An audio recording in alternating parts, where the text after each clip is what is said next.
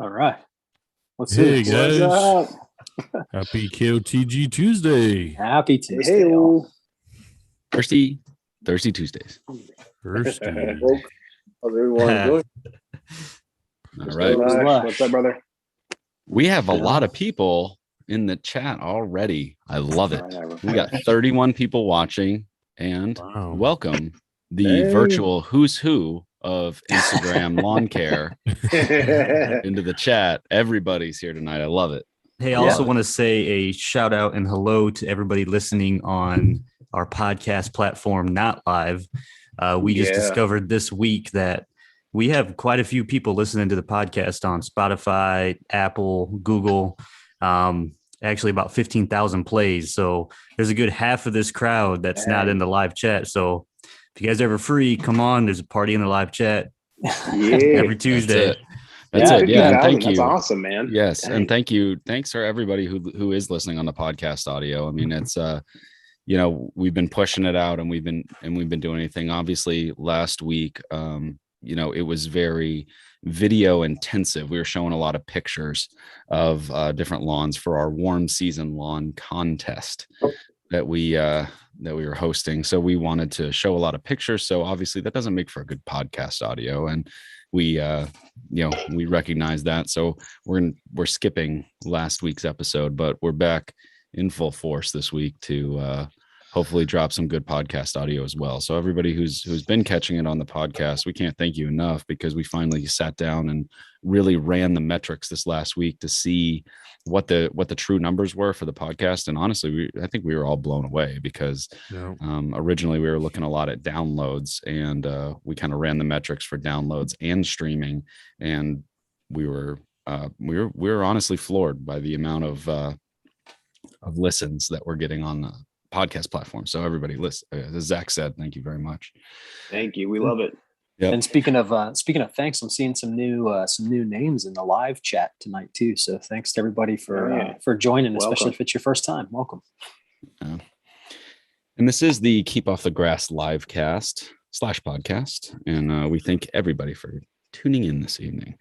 We have a really good show, I think, planned for this evening. We're joined tonight by Alan and Keith from Tuckahoe Turf Farms. And Tuckahoe Turf is, in my opinion, and I don't think they're going to disagree, but one of the premier sod producers for athletic fields, as well as residential and construction applications, but one of the premier, if not the premier, sod farm and sod producer in the United States. So, gentlemen, welcome. Thank you for coming on. And there's that royalty check going to you. Thank you. Thanks that would for be that. Nice. That would be great. That would be great. So We without payment and sod. Yeah, don't worry. without wasting any time, because I'm not here to waste anybody's time. Everybody grab a glass. Ooh. And let's keep off the grass. Got a big one. Check out what Pharm Dad's got. Yeah, look at that 25 thing. ounces of freedom right there, the big one. This is a big bush. Damn. We refer to that in Iowa as a man can. Man can. For the farmers, Well, baby. I'll finish. For the farmers. Sink the Titanic. Big bush of farm can. Mhm. Better be careful with that freedom. Turn stuff. So listen, Alan and Keith, we are gonna kind of hop it over to you. I think everybody's anxious to hear. I know I am. We're all anxious kind of to hear from you guys. You guys are located in South Jersey in Hamilton, and go ahead and kind of give us a little rundown, a little intro on the company, what you do, and we'll kind of go from there. Everybody in the live chat, let's start thinking of some good questions for these guys as we go along, and let's I'm sure this is going to be great. Okay, well, thanks for having us on tonight. Myself, Alan Carter, and Keith. We are a third generation sod farm. We work for the two of us work for the third generation of farmers. We've been farming sod since 1967. We transitioned from growing lima beans to sod farming when a local golf course reached out to Walter Betts, the grandfather, and asked him if he would grow some grass while they were doing renovations of the golf course to keep the downtime as low as possible. So once he did that, within about a year and a half, back then the 200-acre farm was completely into sod, and it was a lot easier doing sod than it was lima beans, where lima beans are a little bit not as temperamental to the weather as grass is. So he quickly took advantage of that. And then over the course of the years, going to his sons and now the 4 grandsons, we've moved our operation to Hamilton. We've been primarily up there for about 25 years now. We've grown the farm to a little over 800 acres. Our whole operation is there, our corporate headquarters. We harvest 3 types of sod. There's straight bluegrass, there's a fescue bluegrass, and then there's the Bermuda grass, which is currently Tuckahoe 31. We have a fleet of 8 tractor trailers. We have installation crews. We have removal crews. We have about 48 to 49 people. And during the winter months, that goes down to about 12, maybe, 10 to 12 people. We have our own maintenance shop. We do all of our own truck servicing. The big thing is we grow grass and we ship it all over to the Northeast, as far as the Mississippi and as low as North Carolina. Let's see. I'll let Keith introduce himself. I've been with the company for 32 years. Started there, like I mentioned, the grandfather hired me back in the day, and I was painting the block buildings down there in the hot sun and putting tar on the flat roof and all that good stuff that the young guys start out. And I packed sod for many years, hand stacking it on pallets, and now it's all automated. So the guys that work now they kind of got it made compared to what it was back in the day. But so I'm like the old guy on the farm now. But with that, I'll transition to Keith, let him introduce himself, and looking forward to some good questions. Yeah, thanks, Al. My name is Keith Salmon. I am the director of warm climate turf grasses at the farm. So my specialty is the Tuckahoe 31 Bermuda grass, which is something that Tuckahoe Turf Farms has taken on within the last 3 years. Right now, we currently are running about 35 acres of the Bermuda, as well as a couple specialty fields for some of our higher end clients, which we will get into a little bit later. A little bit of history about me. It's actually I've been around the farm for probably 10 years. I've been, back and forth a little bit, graduated from Penn State, was down south working in minor league baseball, a little bit of professional baseball. And now I'm back up here. So glad to be back, glad to be working with warm climate turf grasses all the way up here, and excited to be on the show. Yeah, that's wonderful. So well, I gotta get a question in. So I'm a Penn Stater too. So this one's for Keith. So all right. Did you sneak on to the install crew when you guys put the field in at Beaver Stadium, and how did it feel to put that field in at our alma mater? So the most recent install, I did not. I was thinking about it because I wanted to grab some ice cream. My mom kept telling me to bring some ice cream back. I'm like, I don't know if the creamery is going to be open at 4 a.m. So I did not participate in the most recent delivery and install, but when I was in college, I believe they replaced the field in 2016. I was actually working for the Beaver Stadium grounds crew, so I was there when they had ripped that field up and resodded after I think it was like 10 plus years that field was in there, so that was pretty cool. but no, I wish I could have, snuck up there and, hung out with the guys and, caught up a little bit. I think lots changed since I've been there. Yeah, that's awesome. So I don't mean to spoil, I know you wanted to get into, the big stadiums, but, I was happy to hear you guys were coming on since I've been following that install job up at Penn State at Beaver Stadium. So I was really happy and excited to chat with you guys tonight. So thanks for coming on. Yeah, let's back it up a little bit. Like, what does Tuckahoe do? What do you guys, what you guys produce sod for homeowners? You guys produce sod for turf field? I mean, what do you guys do? Yeah, Zach, so we produce sod for homeowners, landscapers, municipalities, colleges, universities, NFL, Major League Baseball, soccer, you name it, we grow it. We've had horse tracks. We've done, if anybody's from Maryland, we've done the, Fair Hills track. We've done the Meadowlands. We've done, anything that needs grass, we'll grow it. Awesome. I see we've got some questions. Did you want me to start? There's some really good questions, particularly about with Keith, you talked about how mainly what you do is on the warm season side. I saw there were 4 or 5 questions came in. Basically, how do you manage Bermuda up in New Jersey? How do you start with Bermuda in that climate and everything? Can you give some context to basically how you manage the warm season stuff up in New Jersey? Yeah. So, at first it's a little bit, once in a while when I tell people, we're growing, Bermuda and Jersey, they just kind of laugh at you, because no one likes to see, grass turn brown. I'd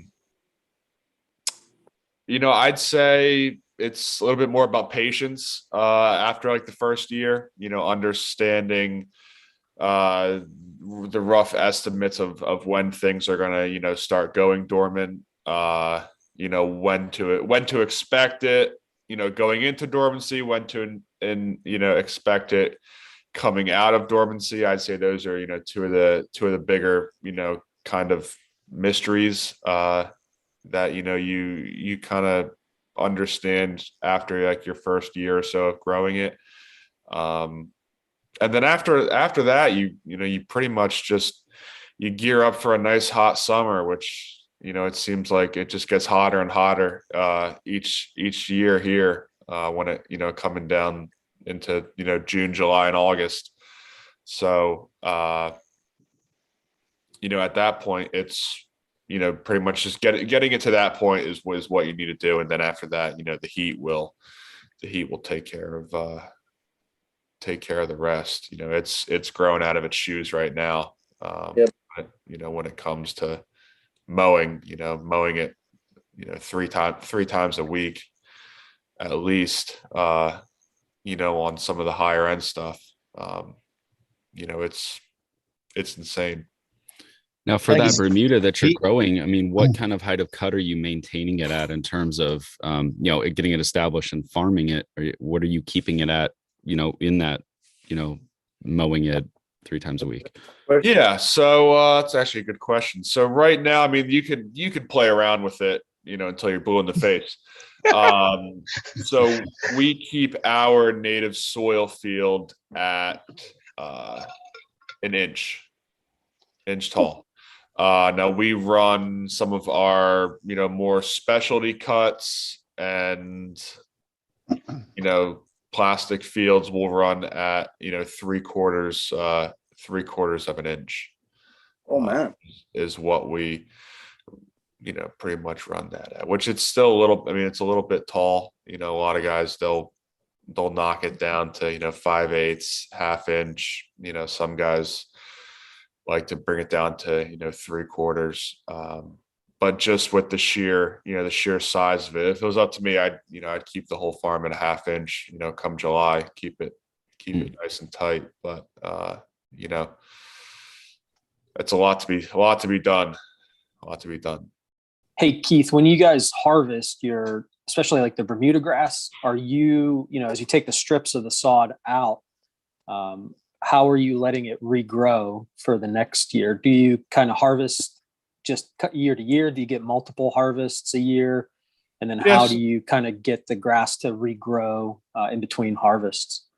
So right now, I mean, being that we are, you know, a cool season climate, technically, you know, our growing months aren't as what you would have if you were down in, you know, North and South Carolina and then, you know, further down. So right now you get 1 year out of a field, you know, and then you begin the process of regrowing, which, you know, is just initially it's, you know, making sure you get a good base down with weed control and adequate water to kind of get it, you know, kicked into gear a little bit, and then, you know, just staying on it with fertilization and then knowing when, you know, when it's time to start mowing it and getting it to move side to side. Then after that, it's, you know, you're rolling. Yeah. So are you leaving like strips in between the strips you're taking out and then letting them kind of regrow again? Or no, so are you sprigging? How are you getting it to grow again? It's all in the soil. It's all, you know, when we harvest, there is still a great deal of material underneath. Oh, that's interesting. Yeah. You know, and that'll slowly work its way back. So it all depends on, you know, how old it is, you know, how deep it was originally sprigged into the field. Like if you went with a more shallow sprig, you might have to wait a little bit longer if you know, if that stuff isn't down below. But if you went with more of an aggressive sprig with, you know, discs that went 3, 4, 5 inches down, you're probably going to have a little bit of a stronger you know, regrow capability just because of that initial starting point right there. That's why it's so hard to kill. Or do you guys have on Bermuda? What was that? What type of cultivar is it? Is it a common Bermuda hybrid? It's a Tuckahoe 31 hybrid Bermuda. Okay. Developed at Oklahoma State. Oh, nice. And it's been great so far. You know, it's been awesome. It's been phenomenal, you know, for the first 2 winters. It's been here, you know, can handle pretty much whatever is thrown at it. Nice. I know one of the questions that came in about that specific cultivar and turf is it on any stadiums or golf courses that you know of? Oh, let's see. So from what I can name from Tuckahoe Turf Farms, it is right now it's on the Philadelphia Eagles field at Lincoln Financial Field.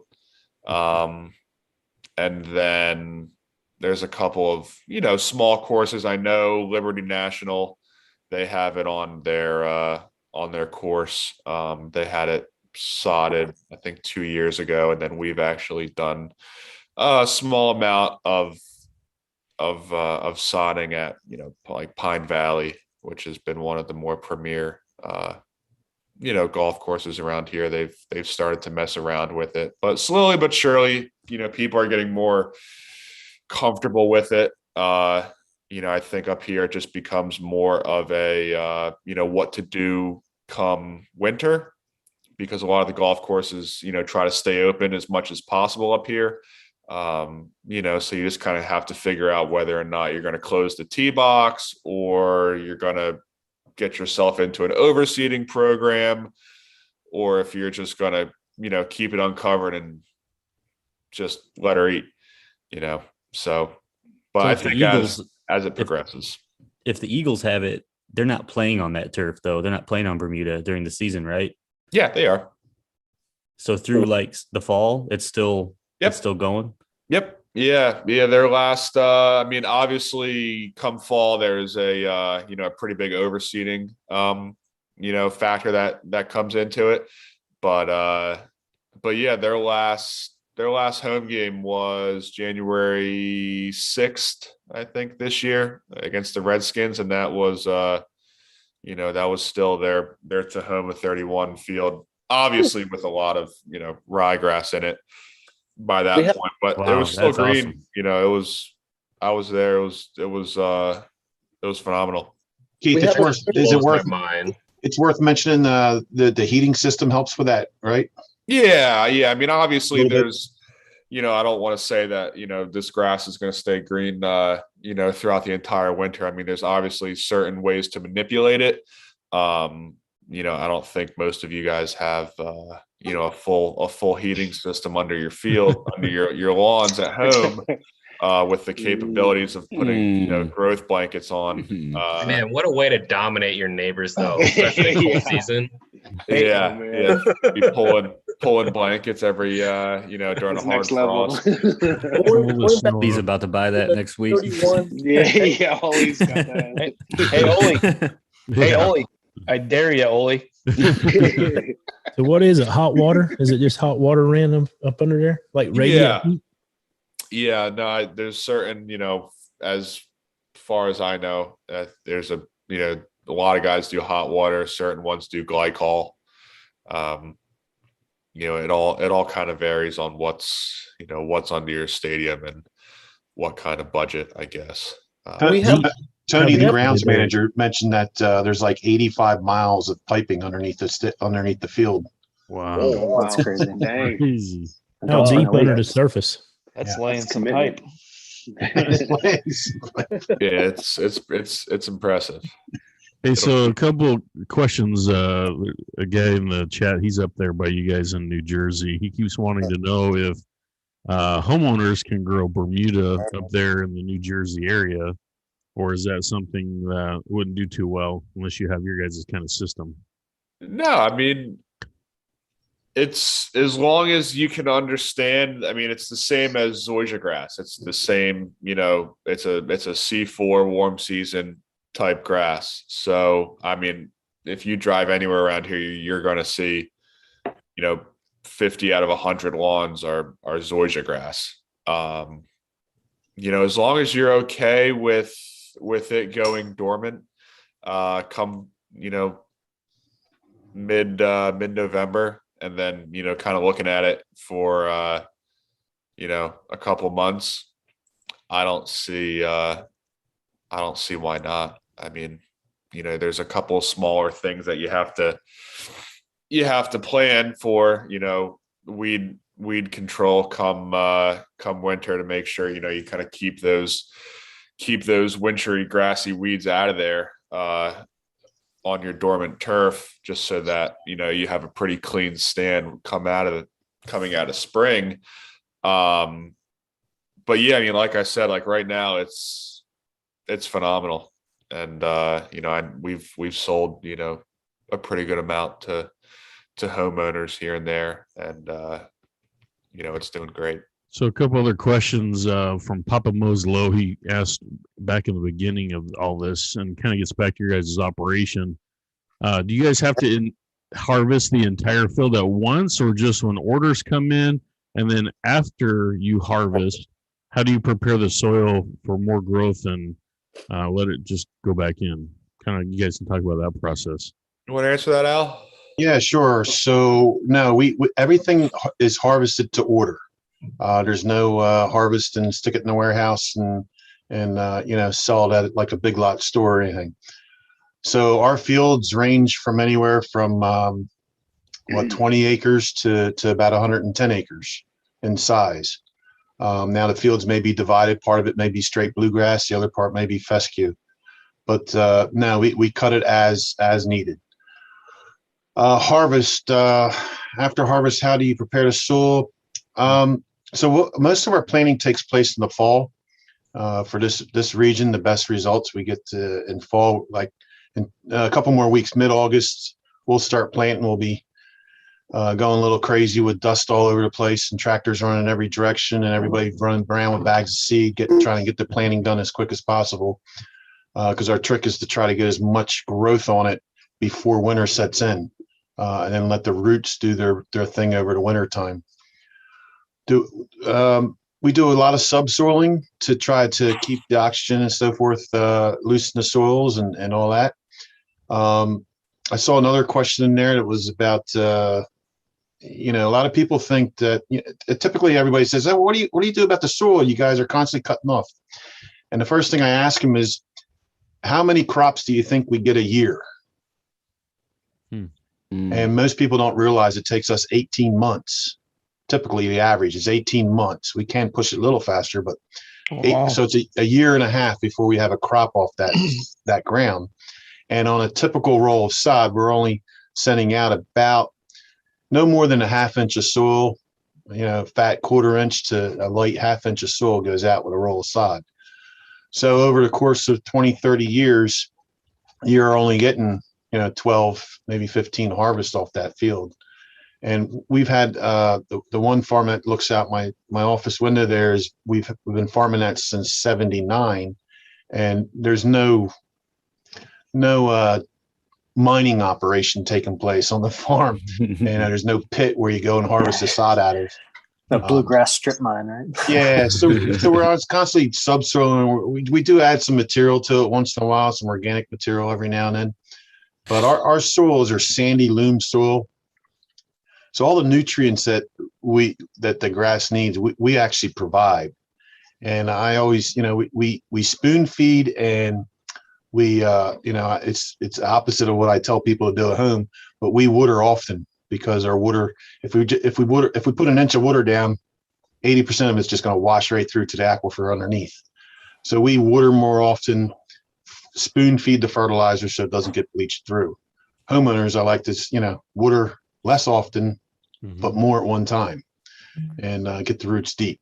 Yeah. But that's not the case with our soils. It's like it's a strain of soils that goes right through the middle of the state. It's kind of a unique spot that we have here. I don't know if you ever heard, Hamilton's known for the blueberry capital of the world. And it's because of the sandy loam soil that they grow these blueberries. And, long and behold, grass does good in that area too. So we're growing grass here. And now, Alan, Cool. you mentioned that you have the sandy loam soil. Are you putting a different material down for the sod that's going into like athletic stadiums, just because of the way they're managing their lawn and their turf program there? So what's unique about our soil is our soil is darn close to USGA soil spec. That's our native soil. The sod that goes into the stadiums is our game day sod. And we do top dress it, and we basically we use like a bar sand that we're top dressing, so that when we're harvesting that 1.5 inch thick cut sod that they want to play on that night or the next day, it doesn't go anywhere.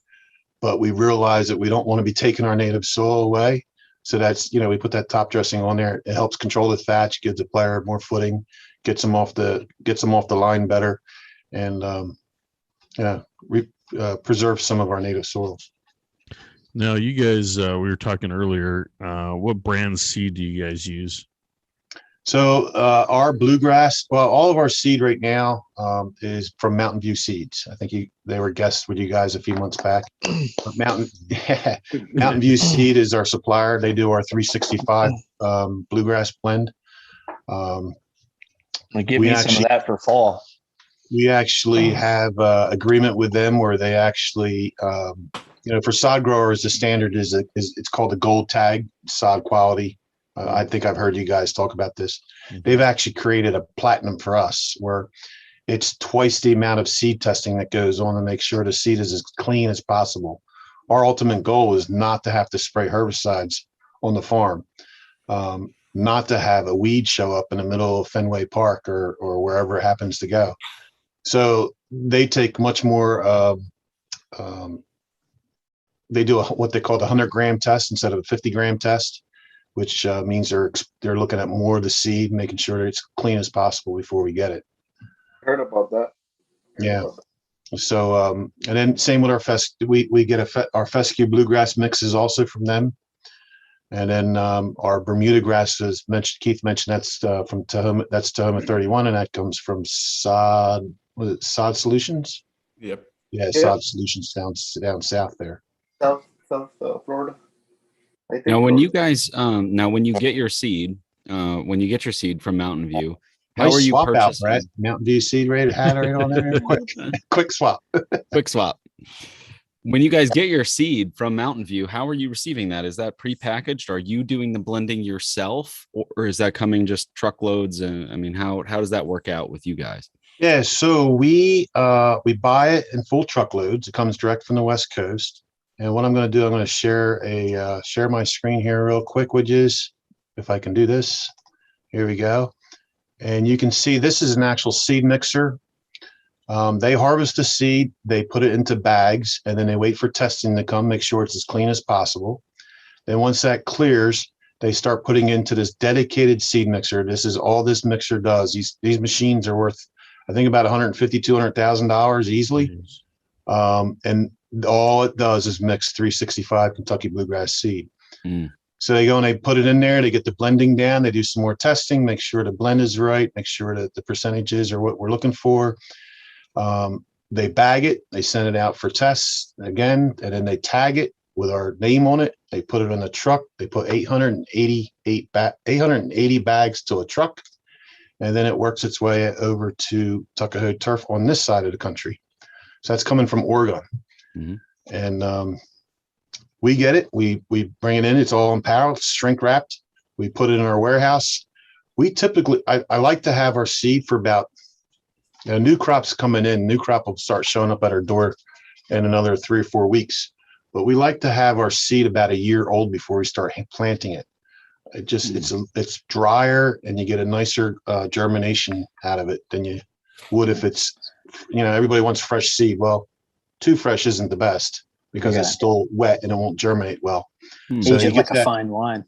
Yep, it's exactly. You got to age it just right, and that 10 to 12 month period works out well. So we put it in the barn, we get it even dried out some more, and we got I got I don't know if you've seen it, but a kitten run around here.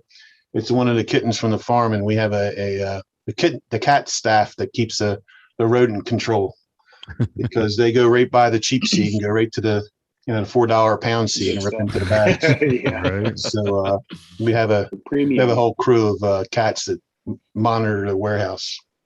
So speaking of Mountain View, we had, like you said, we had them on, and remember something about this great seed shortage that's happening or going on. How does that affect you guys? Yeah, so we're, like I mentioned, we normally buy our seed in advance. Like I mentioned, I was out there a little while ago. We heard the rumors that were going on, so we locked in what seed we're going to need for this fall and next spring. So we kind of locked in the pricing. The pricing is currently a little higher than what it normally is, and we're expecting that to go even higher for spring. The way I'm reading it right now is just reading the reports. They cut the grass down, seed stalks down. They let it lay in the field, and then they come back and start collecting the seed heads through the combines. And what I'm hearing is that they're in a drought. They've had very little water out there, so the seeds are smaller. And when the combines are coming to collect the seed off the heads, the seeds actually fall out of the seed head before it even gets to the combine. So they're having a 30 to 40% loss before it even gets into the combine. Wow, just because it's so dry, huh? And this correct. And the seeds that we purchased, the Bluegrass 365, the production per acre is far less poundage than that of like perennial rye or tall fescue. So we're gonna see a bluegrass spike a little bit. Perennial rye, last year they sold everybody home, everybody was doing stuff to their lawn. Perennial rye blew out of the warehouses. They had no leftover inventory. So all the perennial rye that they're harvesting this year, they believe they're going to wind up selling this year. So that price will stay high. It'll probably be next year before they start putting it back into the barn where they have some inventory to keep. So we're looking at, high prices probably for another 1.5 to 2 years before they start stabilizing and coming down. Has that price already for bluegrass? Has that price already hit essentially the market, or is that expected for coming soon? I think a lot of that depends on where you're buying your seed. If you're buying it from us, it's hitting us already. So you would feel it if you're buying it from us. If you're buying from the box stores, they buy, here's where the freshness comes in. Fresh to me is 10 months, 12 months old. When you go to them box stores and you're looking at a bag of seed and you see multiple labels on that bag, that means it's been tested once, it expired, They get it retested and retested, and now you're buying seed that's 3 or 4 years old. You probably still see the pricing from 2 years ago rather than the current pricing because it hasn't hit that inventory yet. So if that happened, would it have a new date on it, or is yes, it like, that's what I meant. That when the new tag comes, it comes out with the new germination and the new dates on it, the sell by date, etc.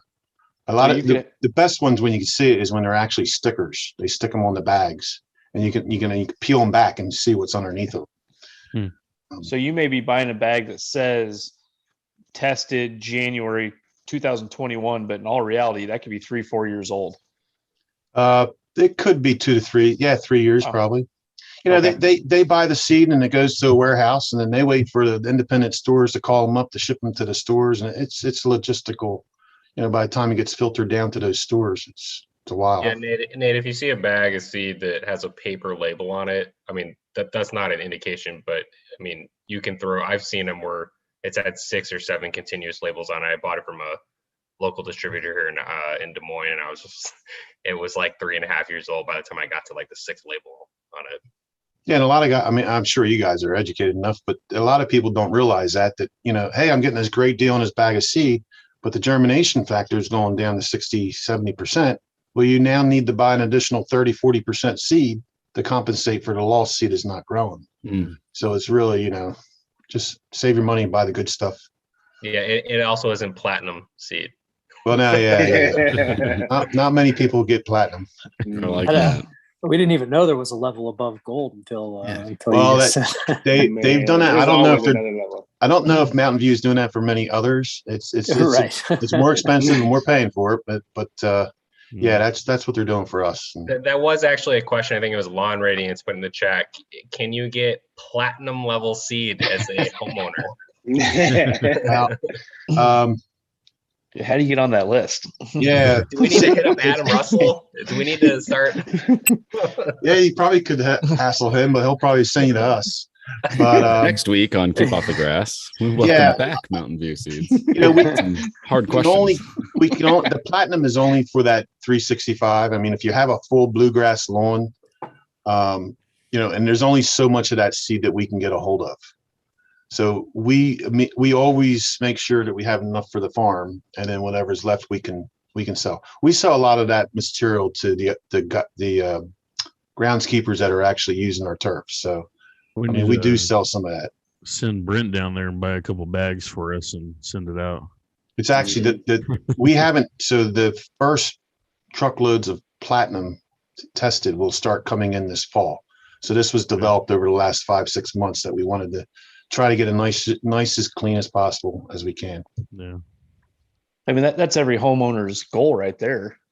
Yeah, I mean, that's what literally in all honesty, that's what we're all striving for is is a perfect lawn. Will we ever get there? I don't know. I'm not going to, but you know, seriously, some people might. Yeah. I mean, if you got neighbors and stuff like that, I mean, chances are you're probably never going to get there. I mean, some people will, some people can, but I mean, all reality, that's everyone that's probably listening to this podcast, this show. That's all our goal is just to have that immaculate, perfect platinum lawn. You know what I mean? But that's kind of cool. So let's talk about the elephant in the room. Everybody wants to know what size your mowers are. So people want to know what size deck you're working with. Yeah. So I got this crappy picture right here, and for some reason the quality was terrible. But I'm gonna show this, but you'll get the idea. Oh man, that's like here, Zach. Oh yeah. So those are all Toro reel mowers, and that is 72 feet wide. Oh wow. And when we were using those, there was actually two of those that wide, and another one's a little smaller. We've gotten away from those. They're just a massive headache to maintain. You know, you got 6-7 blades on each reel, and then you got the bottom blade on it. You got the gearboxes, et cetera. It's all being towed by a 150 horsepower tractor, and it gets to be a little time consuming doing the maintenance on. Is that wheel powered or is that PTO driven? That's all wheel powered. Yeah. Yep. So recently we started swapping over to the Trimex. And Keith, what are they? They're like 30 feet.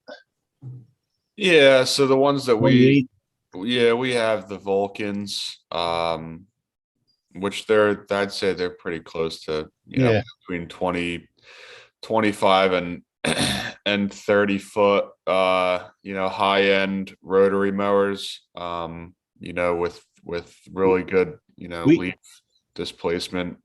We've tried rotary mowers before, and we could never get a nice clean cut like we did with the Toros. So that's why we've stayed with them. But the Trimex folks came out and let us demo one, and it really did a nice job. So now we have two that we're using, and I think we're actually going to demo a smaller one for Bermuda this week and see how that works out. But they're a lot quicker and a lot easier on maintenance and How often do you guys find yourself having to mow? Depends. Depends Cool season. Cool season. Yeah. Do you bag it? Do you mulch it? Do you discharge it? It will just go out the back, so. Yeah, we mow often, keep the clippings low. We got probably 5 or 6 guys that do nothing but mow. And do they keep the line straight? Do they keep it straight? Yeah. The lines are straight, and they're different angles each time.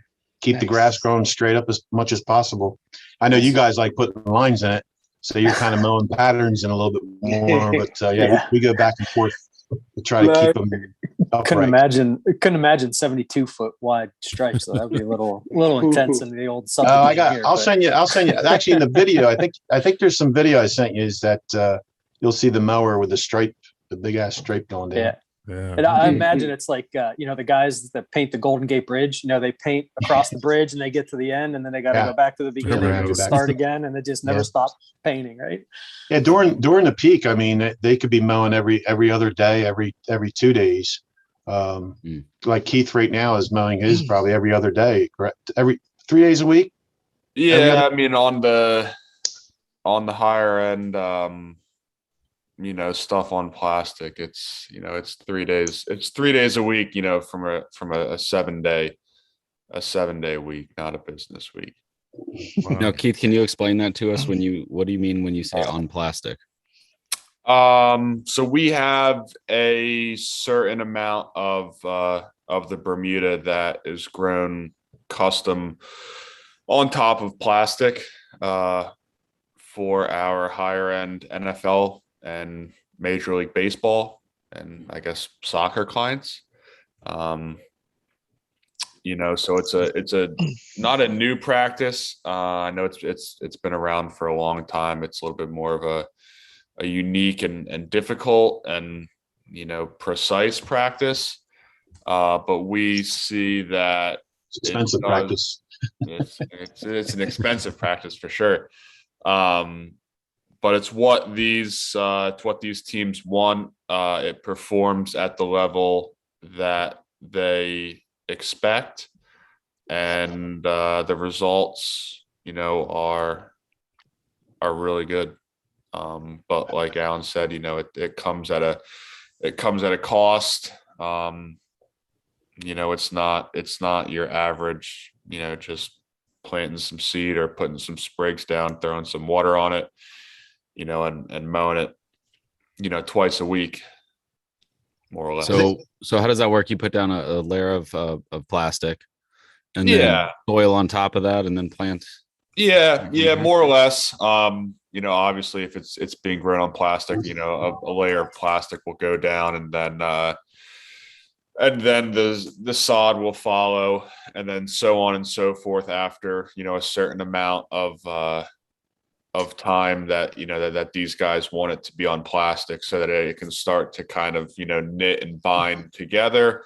Then, you're looking at like a year, maybe 2 years. And then, it's ready for harvest, and then it'll be, sent right to these fields. It could be played on, obviously, probably not that day if you can stripe a field that quick, but that week, it's ready to go. Just call me. What are some of these So we hit on a couple of teams and a couple stadiums that you guys are represented in, but what are some of the ones that you're the most proud of? I mean, Fenway Park, of course. Yeah. Yeah. Fenway's. I mean, I'd say, I don't know if we could, throw one as most proud of, because everything, we kind of send out, we obviously want to keep that at, 150%. Yeah, absolutely. I'm sure you're proud of them all, right? So yeah, I mean, obviously, give maybe a couple examples of Yeah. I mean, I wouldn't have ever known. So you're talking about Lincoln Financial Field is Bermuda. Yes. Is that what I heard? Yep. The link. I mean, this just blows my mind. But can you give maybe a couple of examples of both where you have the Tuckahoe 31, and then maybe some where you have the cold season, like the 365 SS, like some stadiums people would know? Yeah. So right now, I mean, the Lincoln Financial Field is the only place we have the Tuckahoe 31, as well as their practice facility. And then coming for like a 365 SS, let's see, you have the Pittsburgh Steelers at Heinz Field, the Cleveland Browns, Penn State, the Nittany Lions have it at Beaver Stadium, as 100%, 365. I'm just thinking of a couple off the top of my head. Fenway Park, the Washington Nationals. Let's see. Did you say the Packers? Yeah. Green Bay Packers, Chicago Bears, Cardinals, St. Louis. Yes. Yeah. I can't, you'd have to ask Al when the last time. Is that a real baseball team? I'm not sure if I'm not sure if they have the full 365. So what's unique about the farm is that we're carefully evaluating new varieties almost all the time. So when we did the 365, we merged it into the varieties that we were currently growing, and then we did a 5-acre test plot. 5 acres is a test plot for us, and we saw the results, and that's when we started transitioning over to completely 365. So the farm itself has been 365 complete, 100% 365 for approximately 2 years.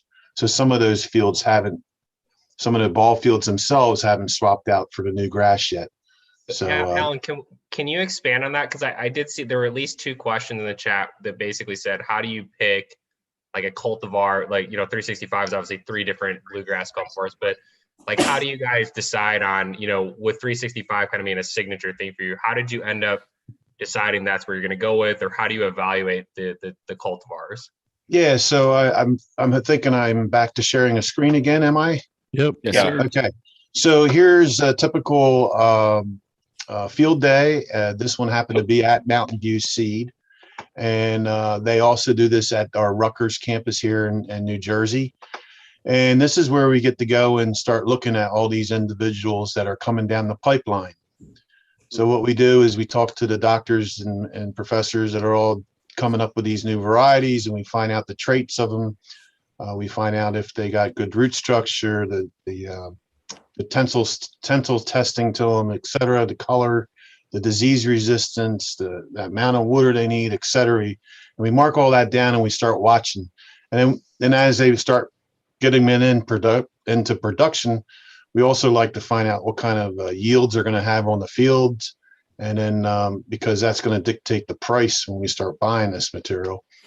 And then we start reaching out and saying, okay, we'd like to try this, that, and the other thing, and such as Mountain View. And that's when they send some samples out, and we start planting some plots much larger than here. And then, on the farm, we've kind of, in your video, the promo video, you saw that there was soccer being played on our farm. First, thank you guys. Those videos were awesome. I mean, you guys tagged us. You all put your own music to it and your own hats and kids in there and everything else. It was pretty awesome. But you'll see that there was, we have soccer events that take place. Mm-hmm. And that's kind of, it helps us a little bit when the economy was down. We get some income from the soccer. But what we've found out is it's really become a marketing opportunity because we have thousands of people that come to the farm, and we do some research and development on that. So we know what we've planted where.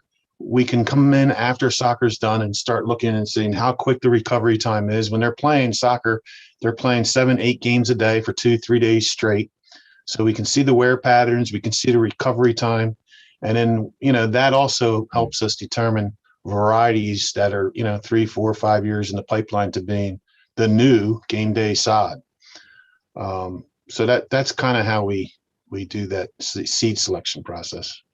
Okay. Hey, Alan, I have a question for you. I know you brought up disease, and I want to talk pesticides with you guys, which is a very common question for everybody in the comments and all over the DIY community. So, what do you guys do to when it comes to pesticides, like to control any type of disease pressure? What type of chemicals? Do you guys follow a specific program for pesticides? What do you guys do?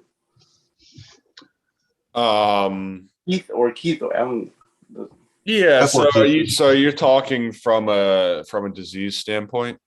Yeah, I guess let's talk disease. For example, signs of disease pressure. How do you guys treat it? Does it come? Do you guys treat the soil, or does it have to do with the seed that you guys are grabbing? Stuff like that. Yeah. So I mean, from a Bermuda standpoint, because I know Bermuda can take a disease camp, but for example, like any type of probably for the cool season folks out there or warm season folks when it comes to Bermuda as well.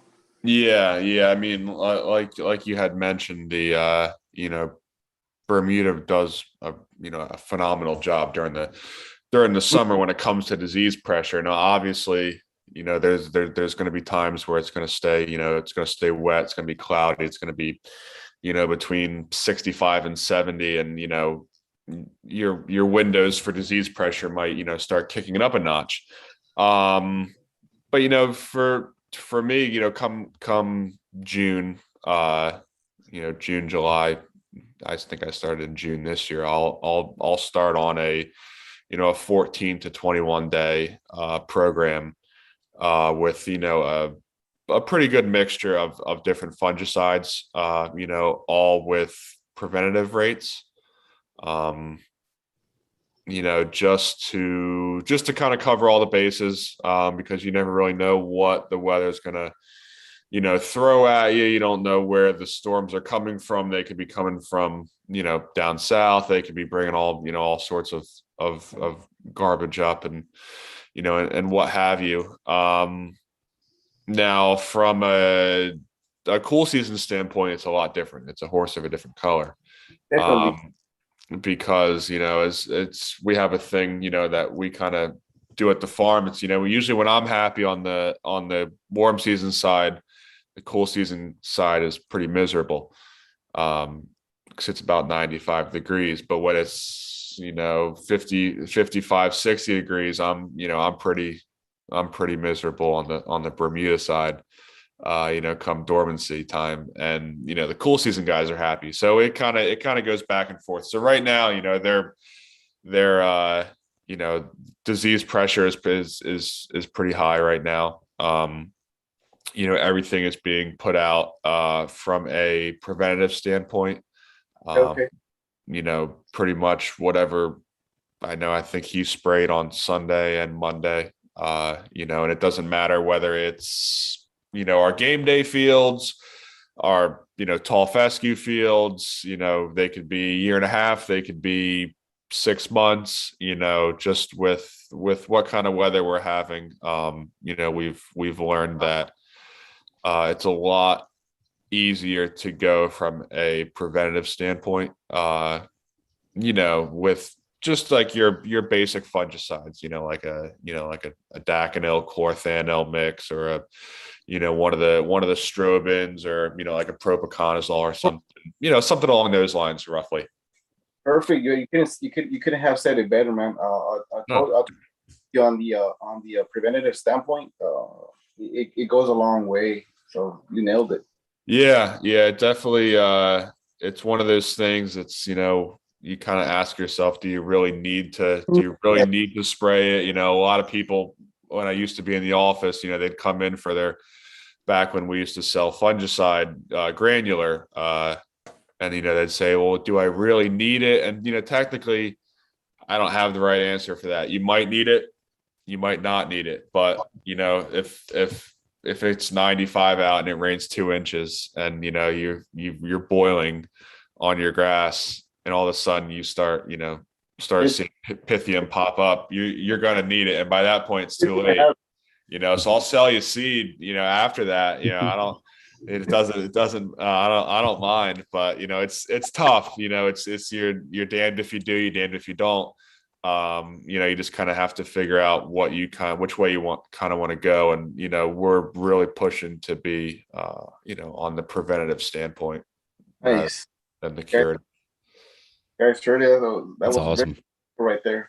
Very. So listen, for everybody watching, everybody in the chat, Alan and Keith were kind enough to provide us with 2 little giveaways for you guys. So anybody that wants to be entered in this giveaway, go ahead and type Tuckahoe in the chat.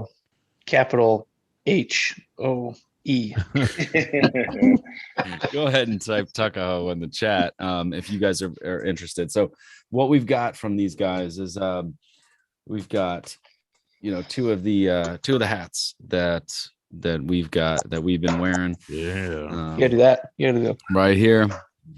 So we got 2 hats to give away, and then we have 2 Tuckahoe t-shirts. And let me just double check this before I make a liar myself. They're both extra larges. And sorry, Lush, they're not schmediums. Not schmediums. Me and Lush don't get a shirt. And then we got a couple sweet big old stickers here. Big old stickers. Try to get this going. It's not showing up with the background. But anyway, we got some hats and we got some shirts and we got some stickers.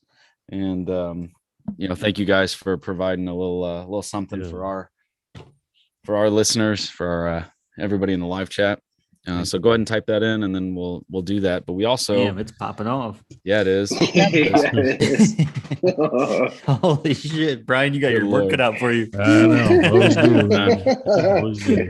Hey, Brian, you got what's your shirt you got on right now, Brian? I see game day. Yeah, I got the Tuckahoe game day. Nice. Luckily, I'm not on the green screen, so otherwise it would blend it all in. So yeah, no, loving the shirt, and then it's got some stuff on the back. I don't know if you can see it or not. Oh, yeah, Tuckahoe Turf Farms. See that backside. Yeah, it says make sure to water your grass. We actually had some shirts made up a few years ago, and it had the Tuckahoe Turf World Tour, and it listed all the stadiums and college places and everything, and they went pretty quick. They were I bet. One of you guys sent me this and a couple other pictures, but yeah, this is some hats that you guys said you guys represent Toledo, which I'm pretty much in Toledo, and I see Toledo on there. So the Mud Hens. Yeah, Mud Hens. Shoot. Yeah, that's half the I've rack been there a bunch of times. Yep. Yeah, that's pretty cool. Yeah, that's only half, right? Cool way to represent. Yeah, that's half. Yeah, I don't have the other one, unfortunately, but it's impressive. The other thing that we need to get to is we ran a little competition. Yeah, we did. Competition last week, and we need to let the people know, right, about the outcome of that. And I think that pretty much anybody that went on and voted champion on YouTube and went ahead and, you know, put their vote in the comment section of our video knows who the winner is. But do we have any pictures we want to put up there, Zach?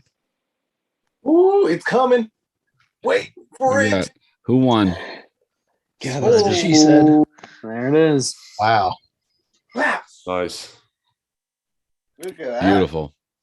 Beautiful. Winner of the 2020 KOTG warm season lawn 2021 warm season lawn competition.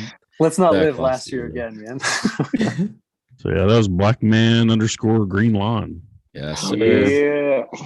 So the pattern. votes came in, and thank you everybody who participated, everybody who submitted your lawns. I mean, that was a tough one. Obviously, if you go back and watch last week's episode, we had a tough time even kind of trying to narrow it down. And it was hard. That was a fail. It was rough. We went through all of those, and we were just like, okay, yeah, they're all good. Like, let's just put them all up there. You guys let the people decide. So thank you everybody for doing that.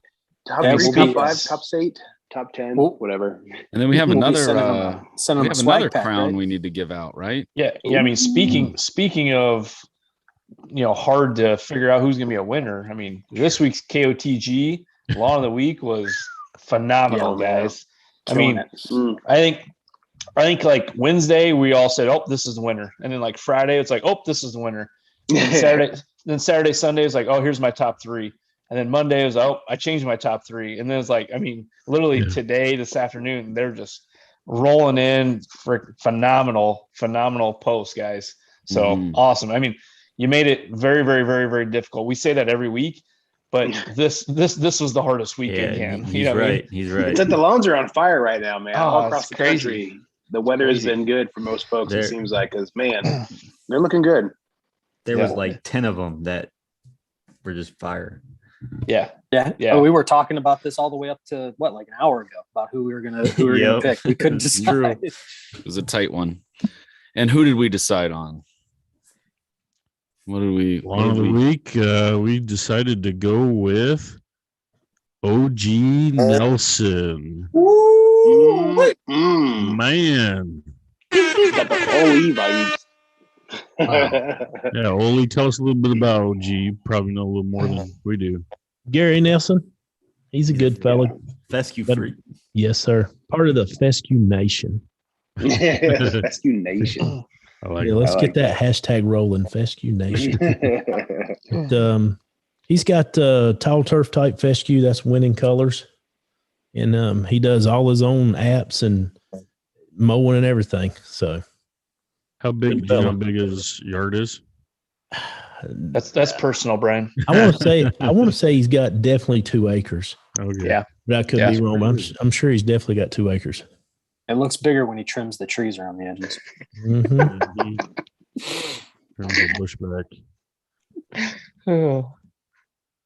Yeah, that's awesome. He was even posting stories, live stories. I mean, yeah, just so you guys know, like we said, man, this came down to probably 3 hours before the show. 5 or 6 of you guys that are like neck and neck. So don't be discouraged. Keep posting those pictures. Keep putting out those fire lawns, because you're going to be next week, if not the next week, if not the next week. So there you go. There's your president. All right. El Presidente. Yep. Reach out to the president for your exclusive access to the KOTG Lawn of the Week group chat, and reach out to us at keep.off.the.grass on Instagram with your contact information. We will forward that to ProPete. So let us know what kind of fertilizer you want, and we will forward that on to ProPete and make sure that they get that out to you as soon as possible. They come pretty quick too. Right there's your daddy. Yeah. ProPete's on top of getting those bags out too, the Lawn of the Week winners. It's within a week. I see people putting it up, giving out their thanks to us, thanks to ProPete, and obviously we want to say thanks to ProPete as well for such a generous offer to just to go ahead and give back to the community. Look at this guy. What's on his hand? Been changing diapers. It's either humic or combination of changing diapers, doing some gardening, man. Wrapping my Tuckahoe hat. Nice, I like it. Help juice. You're not a real dad till you got it on your fingers and it's not yours. Let's hear about this fertilizer program on the cool season. Let's hear how in 18 months it's ready to harvest. I want to talk about fertility as well. What do you guys do, Keith? The birds and the bees, Lush. Fertility. The other when kind a boy of grass fertility, plant and a girl grass plant. Good. Well, from a fertility standpoint, from the Bermuda side, you know, being up here, you have to be a little bit more gun shy with how early and how late you're kind of running your fertilizer. You know, it's kind of a give and take. You know, year one, I was a little bit gun shy to, you know, put out some fertilizer come spring, just in case we started to see any heavy frosts. And then, you know, not really knowing when, you know, to kind of slow it down in the fall. But as you get more comfortable with it, you know, you can kind of get a better idea about, you know, when you're really ready to, you know, start jumping. So I'd say, I mean, this year we put fertilizer down, I would say probably like a month earlier than last year, which is huge for us. So we went out with it was like a 10-10, you know, 10-10-20 to start off. You know, just get it kind of slowly waking up, nothing crazy. You know, you're not going at like a half a pound of N or anything like that. You know, you're probably sitting at more from like an eighth to a quarter of active N. Okay.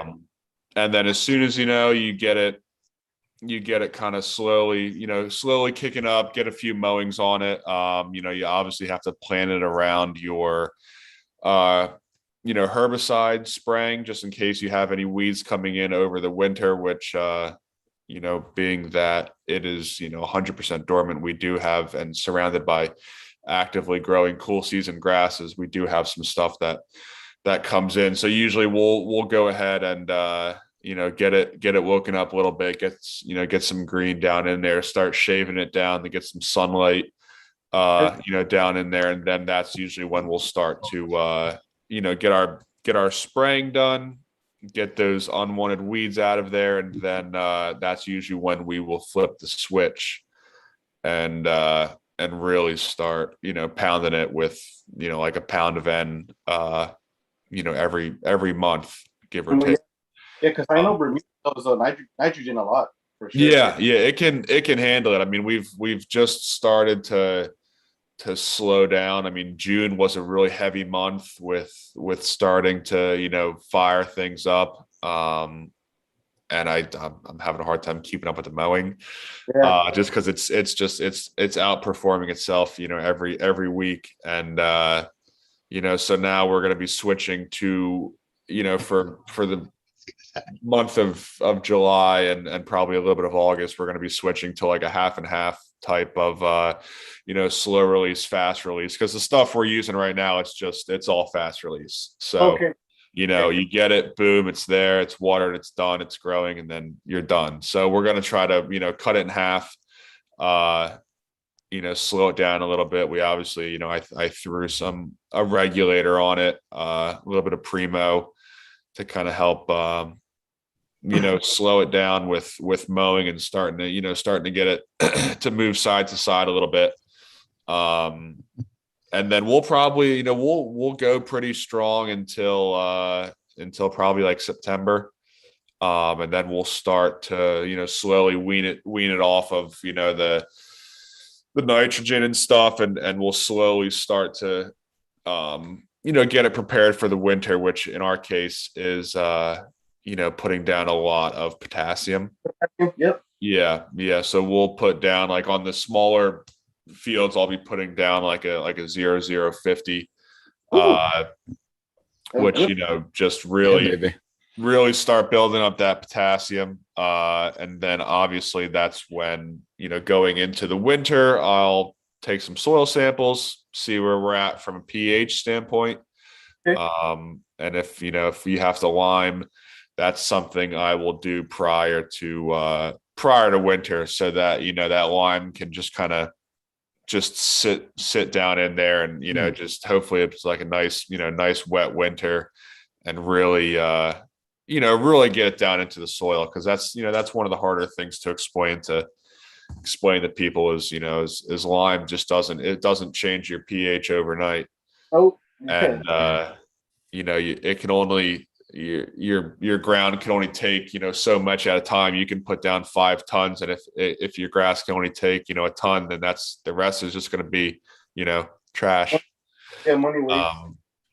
So it's tough, but yeah. So that's usually what I'll do from a Bermuda standpoint. I know things now. Obviously, things are a lot different come, cool season grasses.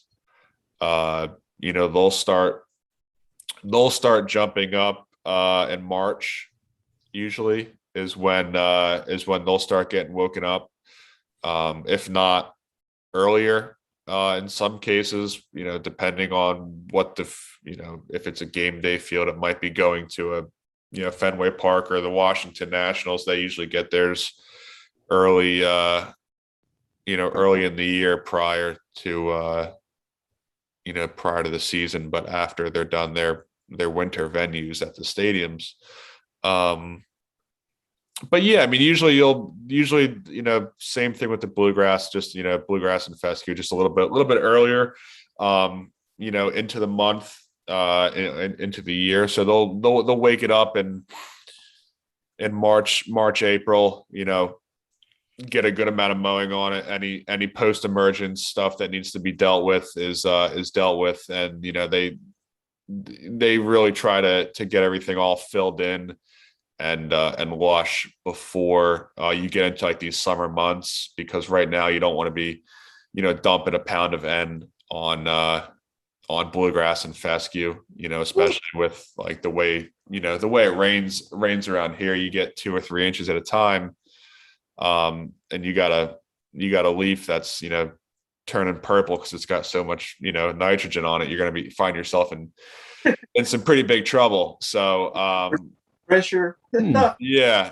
So pretty good amount. So it's all pretty much the same. It's just, they're all kind of shifted, a couple different months, obviously being that we're in a cool season climate, they go a lot further. They go from March to all the way to, probably October, November, as, I'm more like May, June to, mid-September. From a fertilizer standpoint. But yeah, it's no crazy fertilizers or anything like that. It's just like just a standard 1609 or, something like that. Maybe throw in a little bit of phosphorus if we can. And, and then So, I mean, goes to game day. What's up? You hit on phosphorus. I mean, just thinking about this, you guys don't want like really, really good deep root growth. So do you tend to stay away from phosphorus on a lot of your applications, or like really, really low amounts? Yeah. So, I mean, the walls, I mean, I'm sure Alan can probably hint on this a little bit more, just because I know the walls for fertilizer applications with phosphorus is getting a little bit more strict each year. But I mean, they stay pretty much on point with phosphorus, because I mean, even though you don't want the roots, it's not that you don't want them deep. You can have them as, I mean, it doesn't really matter. The deeper the root growth, the better off the sod is. If you have to, put the disc on it one more time after harvest, then that's what you got to do.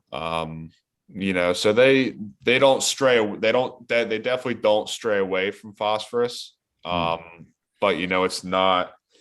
it's not something that, is like, like we need to find something that is, triple the amount of phosphorus because we need it. Like it's got traces in it.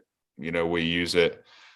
We get soil tests back, once a year, if not, if anything's, a problem, sometimes twice a year. So, which has a full spec of what we need and what we're deficient in, and, what things we need to focus on, our pH, if we need to bring in lime, before seeding, and, so on and so forth. How about any kind of biostimulant or like a soil product, you guys apply any of those, or are you just kind of relying on what's already in the ground? Yeah, I mean, we haven't messed around with much from like a soil additive, more or less. I mean, there's certain products we will spray for the higher end stuff that are more geared towards, soil nutrition. But from like a 100 to 500 acre at a time standpoint, we're not doing as of right now, we're not doing anything, in that realm. But I'm sure Alan can probably, mention a couple different things between, fertilizer and soil and what we used to do. Yeah. So like Keith mentioned, the phosphorus in New Jersey is a zero phosphorus fertilizer state. So unless you have a soil test done that shows that you're lacking phosphorus, which is very odd in New Jersey, then you can use a fertilizer that has phosphorus in it. What you're left. Farmers are exempt from that. So we are exempt from that rule. But we do have phosphorus in the soil that's locked up. So we have, so the trick is having our fertilizer company adding miners to it to actually get that phosphorus to loosen up in the soil and be more readily available to the plant. So that's, our phosphorus is usually in the higher acceptable levels only because it's locked in the soil and we're trying to get it loosened up. And like Keith was mentioning, the soil test dictates how the fertilizer is made. So we very well may have like a 4-2-10 going down on one field and a 10-0-3 on another field based on soil tests. Years ago, it used to be, just throw for 10-20-20, 16-5-9, pile it on.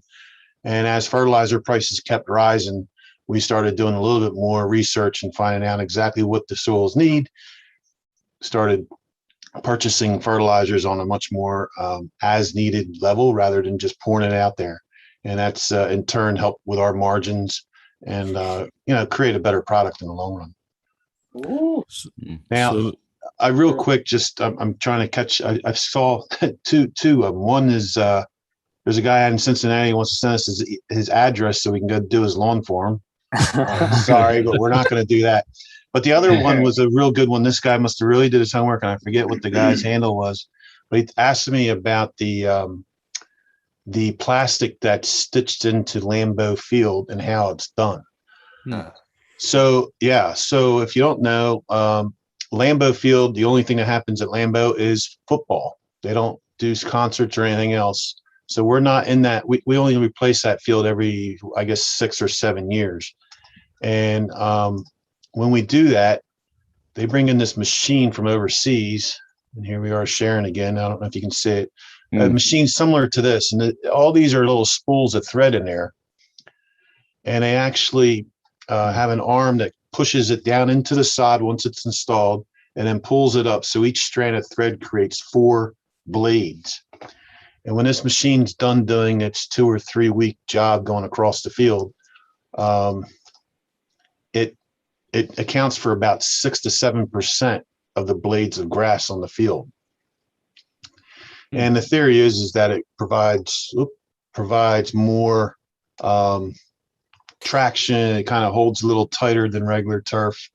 It's out for that. I don't know how much better traction it adds, but Keith might be able to hit on that. I'm not sure, but I know some other stadiums have done it once or twice and then haven't done it since, mainly because they do concerts and they're constantly replacing their grass a little bit more often than what Lambeau does. But it is an added expense, and but that he was asking about the plastic, and hopefully that answers his question. Yeah, that's fascinating. I had no clue about that. Yeah, it's awesome. It's big in European countries. And the States are very fortunate. We've got lots of land and we can grow grass relatively easy. But when you get to Europe and the Asian countries, they don't have a lot of land, so they are the ones that are developing all this. Plastic. Actually, we have some test plots going on, but plastic grass laying out, top dressing it with sand, planting grass into that, stitching like we just showed you. they're the ones that come up with all these things because they don't have the land to constantly grow grass and swap it out. They value food, I guess, a little bit more than grass. But yeah, that's what I was gonna say. Over at the Wembley Stadium where we just watched the UEFA Cup, they do the plastic grass mixed in with the real stuff too to make it last a little longer. So they've been trying to, for years, get their foot in the United States with these new hybrid type turf. And, the natural, like Major League Soccer, they don't play on fake grass.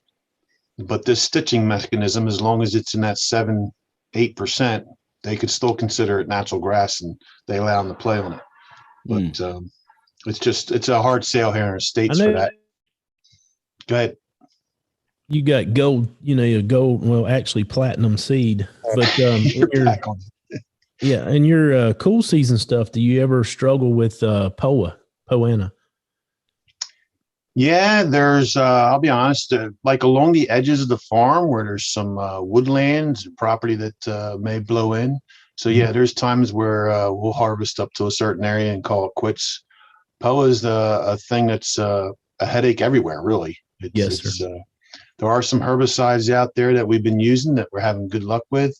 But yeah, it's, I'll be honest, there is pre or post. What's that? Pre or post herbicides? It's a post, right, Keith? Yeah. So mostly everything, I mean, besides what we put out, during seeding, is a post application, just because usually, we don't really see a whole lot of unwanted, guests in the grass, unless, obviously you got sitting water or something like that. And, then you have, something gets beat up, or the reels get drug over it one too many times or something like that. So pretty much everything we do is from a weed standpoint is post. And then we had tons of POA, I guess, with all the winter rains, and POA was absolutely terrible this year. Yeah. So I didn't know. I'm looking into some ortho. I think it's called Ortho 4, Ortho Fumicate. So going to be doing some apps of that after seeding, and then trying to get ahead of it to where it's gone, get it cleaned up, get it going. So a couple other questions before we wrap up is people want to know, do you guys do tours at the turf farm? And then the other question was, since we're talking about soil testing, everybody's hearing about that, and we preach a lot about doing the soil tests too. Who do you guys send off to do your soil tests? So those two questions. Yeah, I saw that. Well, Alan can probably answer the tours one. Yeah, so we do we do tours. Yes. We try. It's if there are a few people get together, it's a lot easier to do a group tour rather than individuals, because then all of a sudden there's one showing up one day and one showing up the next day. But yeah, we're always happy, and a lot of times we can give you the information. Just go drive around the farm and you can check out what's going on. The only rule we have is anything that makes a noise has the right of way. So if the forklift's moving, you get out of its way. They're not looking for you. But yeah, we actually have some legislators coming next Wednesday for a tour. They'll be there for a few hours, and then yeah. So we do tours. So if 10 guys that have a podcast just showed up, you'd give us a tour? Yeah, I was hoping that maybe you would say, let's do the podcast this week at noon, and you could come out and we could set up right in the middle of the field and do a podcast. That would be awesome. That would be pretty rad. We have the harvester in the background. Does your Wi-Fi cover out today? We have, if you have Verizon, it's pretty half decent service out there. But we can get close to the office if you need to. Hey, what do your guys' lawns look like, Alan and Keith? Oh, yeah. What do you guys? You guys take care of your lawns? Like you're just your personal lawns. No business aside. I live in an apartment, so I got I got Pythium in my front area. So I real quick jumped on my phone to see lawn. That's my closest lawn picture I have right now. And grass was pretty high. That was 4th of July weekend. My lawn maintenance guy didn't show up. He was 5 days late. My grass was looking like it needed to be baled. But you got that platinum on your lawn, don't you? No, actually, my lawn was sodded about 12 years ago, and I maybe reseeded it once. So y'all use like Milo and stuff? Oh no. But I live right next to our competitor, another sod farm. So it's always, I got to make sure mine looks pretty good because I don't want him giving me any crap about it. There you go. So getting back to the one question, I know probably soil a couple people want answers for that for soil tests. So when we recommend for homeowners and stuff, like we send our soil, we actually have a couple of different people we send ours to. But when it comes to homeowners and stuff, Rutgers University is pretty much where we recommend sending them. I know there is a local extension for Rutgers, which is closer than, because New Brunswick, the main campus, it's probably like hour and a half or so, and there's a smaller extension in Mays Landing, and they do full soil tests, and then they're a different extension up north. They do, I believe they do like full disease tests, so say you're a diehard lawn guy, and you send in you want to send in a piece of grass or a sample for a disease, they will they'll put it in the incubator and kind of see what comes about for 7 days, if you are really just dying to figure out what's wrong with your lawn. But yeah, Rutgers, they do a good job. I mean, we'll send ours to our fertilizer rep, who does all of our delivers all of our fertilizer. He'll get them back to us in a day. And they'll usually, I mean, a lot of times we're just looking, our main focus is pH going into and planting a new field. But he'll give us the full spec from a nutritional standpoint. And then if you want to get into like particle size and stuff like that, then you'll have to send it out to Penn State. Okay. Where the big dogs. I love this chat. I got a guy on here. I guess he's getting ready to propose to the wife. Simply Lawn Care TV wants to know if they can have their wedding at our farm. Yeah, quite the venue. That's an interesting one. You guys play soccer there, so we might as well have a wedding there, right? Yeah. Why not? Right? Nice backdrop. I like it. Ag tourism, I guess. You could simulate a concert with setting up the chairs and see how your turf does for venues and whole concerts too. Yeah, there you go. Research and development, right? Yeah. It's a test. You might lose your girl once she sees the 72-foot deck. KOTG style right there. The hour must be getting late. Yes. After 11. So since it is after 11, let's go ahead and do those giveaways real quick, and we should probably start taking it down. All right. So yes. Share my screen here. Oh shoot, we got to look at the giveaway. Everybody's like, wait, what? Yeah, we got to spin that giveaway. All right, so we got 33 entries into our look at that wheel. giveaway. That wheel is fire, Brian. Damn. Nice wheel. That's solid, Brian. All right, so I'm going to shuffle. Oli, get ready. Oli. One. Mr. Beast over there in the corner. He's giving out coupons. A couple coupons. All right, so here's the first winner. Oh.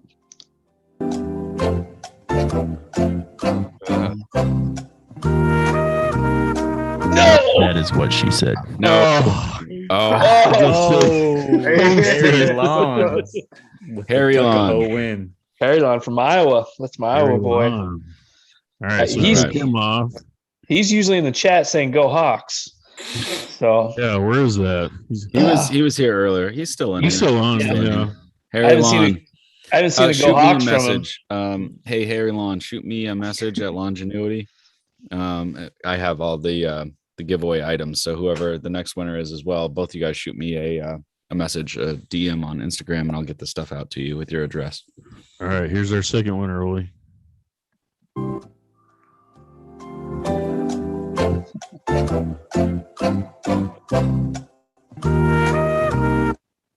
These nuts. All right, Velvet Lawn. Nice. The Velvet Lawn. He's got a good Sweet. lawn going. So Yeah, he's got a sweet lawn. congrats, guys.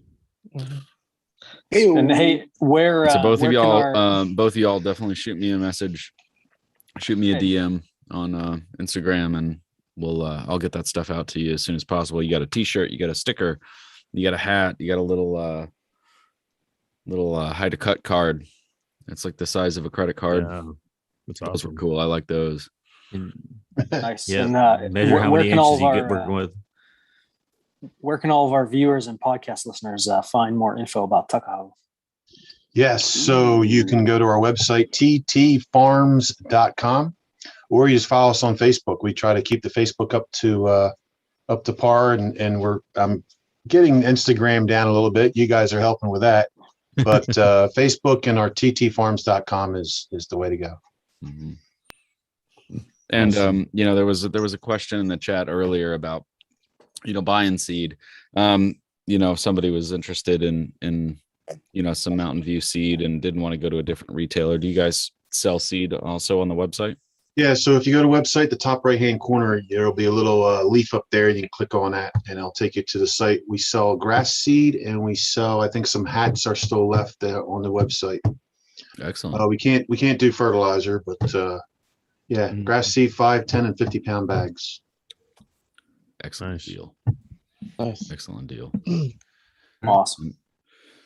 I know I'm going to be grabbing some for my in-laws' house. They got a new place right down by you guys, about 5 minutes away. Mays Landing, you said, 10 right? minutes. Yeah, Mays Landing. Yep. Yeah, they're about 10 minutes from you. So I'm redoing their whole yard. We're doing a complete renovation on it here in the fall. So I'm going to be. Just treat them to some sod. Be done with it. There you go. So we doing sponsorships? Colin, let's talk. Are we talking Instagram posts? How about we talking platinum sod or what? I mean, platinum sod? we need some media guys. That's good. You guys are great in.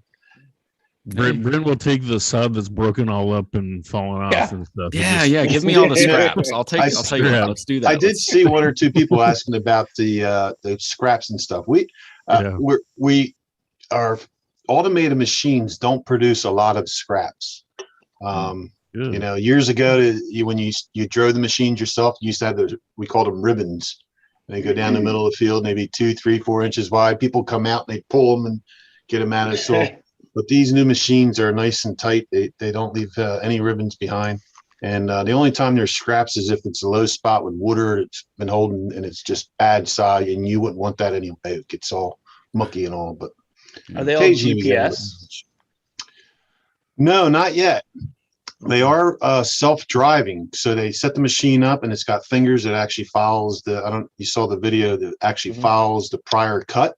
But there are harvesters that are coming with some GPS technology to them. There's actually even a company called Firefly that actually has a GPS guided mower, big mower deck, and it's coming. It's something that's looking forward to. That's fascinating. That's fascinating because I know a lot of farmers are using GPS for their combines and for planting too.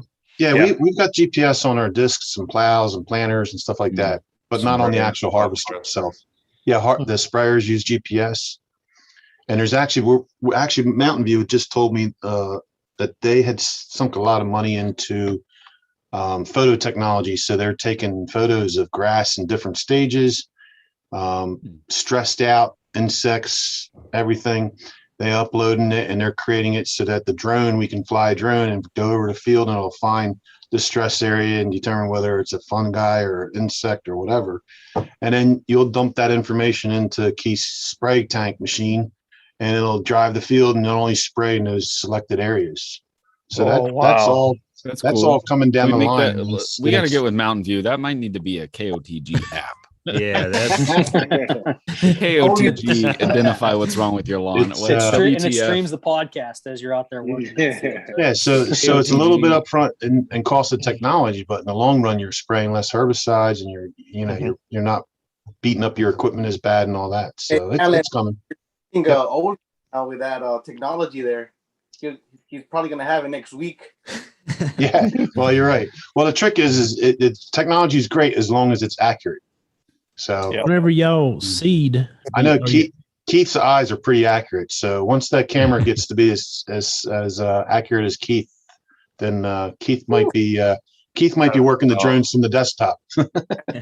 Technology. What you got there, Oli? What were you saying, man? Whenever y'all are seeding, what are y'all using to seed? Are y'all using aeravators, drills? What are you using to actually put the seed into the ground? It's a Brilliant. I'm sure Alan could probably answer that. Yeah, they're Land Pride, Brilliants. They're just typical, what they call dimple seeders. Yep. So the seed drops and there's rollers behind it that have dimples on it, and it kind of just presses it into the soil. We don't use the air. There is a sod farmer north of us that's using the air injection seeder machine. I think he's maybe on his third year of using that. I haven't talked to him since he got it, but that does seem like a pretty interesting device. But we still doing the old fashioned. They're 15, 16 foot wide. Yep. Yeah. Are they PTO driven and they make slits, or is it just one that you pull? It's ground driven. You pull it. Yep. Yeah. As soon as the wheels hit the ground and lift up, the gate opens, and then it's just take off. I think they hold 600 pounds? 700 pounds? Let's see, what's that? 12 yeah. pounds. Yeah. Yeah, they hold a pretty good amount. So in a drought situation, I guess y'all have pond, creek. What do y'all have as far as water supply? Yeah, so we pull all of our water out from the ground.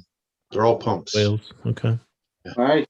And in a drought, we fortunately we haven't been in a drought for a while, but it wasn't maybe 12 years ago. Front page of our regional paper had Tuckahoe Turf Farm continues to water sod, and here's our machine sprinkling away.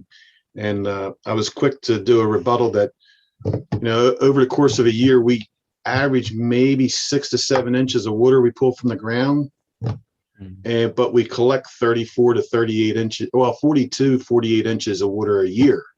So we're collecting the water for you. The least you could do is let us use some of it.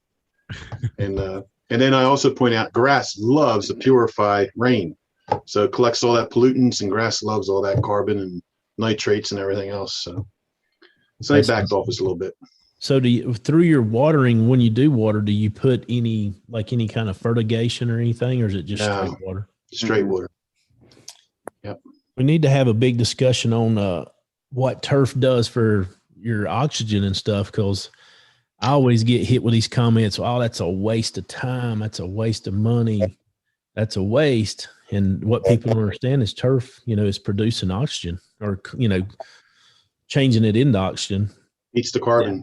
Yep. Yeah. Pulling carbon and carbon dioxide out of the air. I forget. I think it's a 5,000 square foot lawn will produce enough oxygen for 4 people. So 5,000 foot lawn will produce enough carbon for the average household. Yeah. Who was it, Zach? You reposted something on your Instagram like 2 or 3 days ago, Zach. You had it in your story. It was I forget who it was from, something organics or something soil. Yeah, I was actually just trying to find it. It was an interesting. If Dad's Lawn is in here, he reposted it too. But yeah, it was saying like an acre lawn was like 72 people maybe, or something like that, or I don't know. That's because you get all these Karens out there. They're like, oh, you should grow vegetables. You should grow wildflowers. We need bees and all this. And it's like, dude, like there's enough people that do that. Leave us alone, you know? I got enough bees and yellow jackets in my yard. I don't need to. So we belong to Turf Producers International. So it's a group of sod growers from throughout the world. And they've put together a lot of the statistics on how much the grass produces, the oxygen, et cetera. But what they also compare it to is what happens if you replace that grass with synthetic turf, and how that, actually hurts the environment than what you're actually doing to keep a lawn going. So grass produces more oxygen than trees. There you go. It could be false, but it was just something I saw. I thought it was sweet. It's on the internet. It's got to be true. Yeah, I was saying. Yeah, I think Abraham Lincoln said that exact quote. Yeah. I'm gonna believe it though. But then all a lot of the people don't realize is what do they do with that synthetic turf when they pull it up 7 years? How do they dispose of it? So it's been an interesting. Well, I'm gonna have to hit your website to see if I can get a couple pounds and just spread a little bit of the seed in my yard that they put at the Penn State Beaver Stadium too. Just so I know it's there. Yeah. There you go. Yeah. Love me some beaver. Hey, it's James Beaver, the governor of Pennsylvania in the 1860s. Get your mind out of the gutter, Zach. Ain't there songs about one owner beaver? One owner's got a big beaver. All right. It's past 10. Yeah. This is awesome. We went pretty long, but this is some great information. I'm super excited to go back and re-listen to this and can't wait for the podcast to come out. So yeah, 100%. Yeah. Listen, guys, thank you so much, gentlemen. Tuckahoe Turf, Keith and Alan, thank you for joining us this evening and kind of 100%. talking to us about what you guys do and kind of what it takes to kind of go through and do it right and do it time and time again. And obviously you have a very respected product that's well represented in a lot of those fields and places that we look at on Sundays in the fall and go, damn, wish that was my yard. Mm-hmm. So thanks for hopping on. So anybody listening, definitely go check out Tuckahoe Turf Farms online and see what they're all about, and give them some business if you're in the market for some seed. What you doing over there? How you guys?